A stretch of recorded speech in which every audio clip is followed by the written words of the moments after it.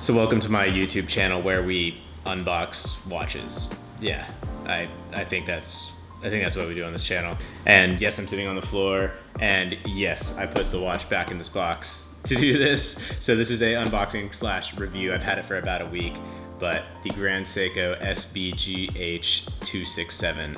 Let's take a look. All right, so there's the box. I of course got this used because they are limited to 1,500 pieces and sold out. There's a bunch of Japanese characters. Boom, Grand Seiko. Funny enough, this is actually my first Seiko, not just first Grand Seiko. If you don't know what Grand Seiko is, it is not really a Seiko. It's like a much higher end brand owned by Seiko. It is a Seiko, but it's like they're manufactured separately.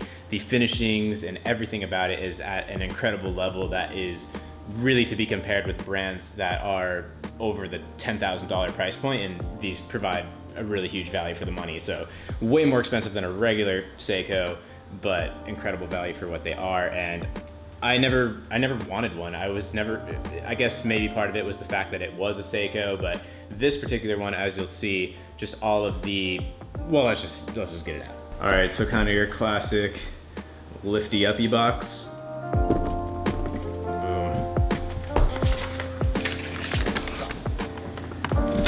This will be, here's a bunch of manuals that I'll never read. Something else down there that I may or may not look at ever. And this box will be fantastic for the back of my closet. And boom. Oh, what do you know? It's perfectly sized to my wrist. How amazing is that?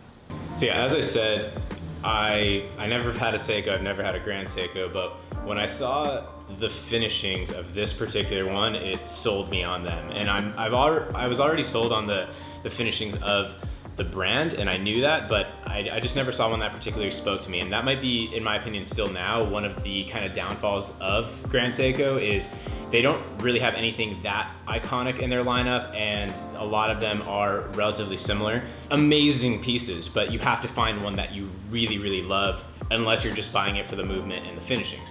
Now, this one blew me away because, as you can see, the dial, the finishing of the dial is literally crazy. Like that, I don't even know, that psychedelic pattern, I don't even know what to call it. And it's super cliche to say, I hate when people say this typically, but it really, you gotta see it in person. It's really hard to do it justice, but typically I hate when people say that, but I feel like for this one, it's the most true of any watch I've ever seen. The dial detail is beyond anything. And of course, the finishings on the case are crazy, as it is a Grand Seiko, but the reasons that I got this particular one was really just the combination of the aesthetics of it. I would prefer if it was the spring drive movement, which is the one that has the crazy, perfectly smooth sweep.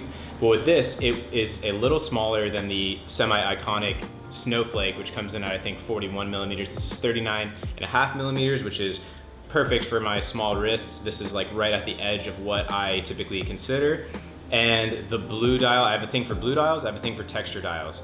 And this is a blue texture dial. So dial is just absolutely on point to my tastes. I love that gold secondhand and gold logo, the GS logo, to really just kind of offset it. And another huge reason, in addition to the dial aesthetics and the slightly smaller case, is that to really round it out, it has that crazy anodized rotor that just has this really cool texture on like a bluish purplish color, and it just looks crazy. On top of that, the fact that it's limited really makes it extra cool. So this was a 20th anniversary to the 9S movement, and there were only 1,500 of these made, so that's pretty cool. There are a couple other variants that they made with it that are a little bit different, but this is the one that clear, like as soon as I saw it, I was just like, yep, I have to get that. So yeah, overall, I mean, the finishings are really on par. I've been lucky to try on some really expensive watches, six-figure watches, and the finishings on this are incredibly, like shockingly crazy good.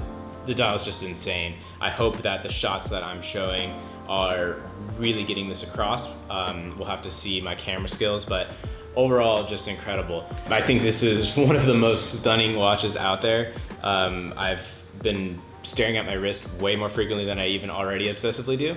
So I know this is a bit different of a video if you're already on my channel.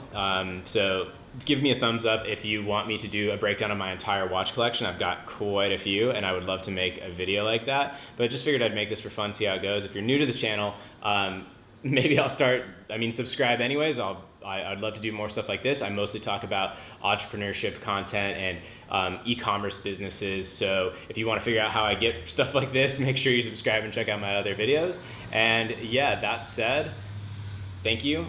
See you next video.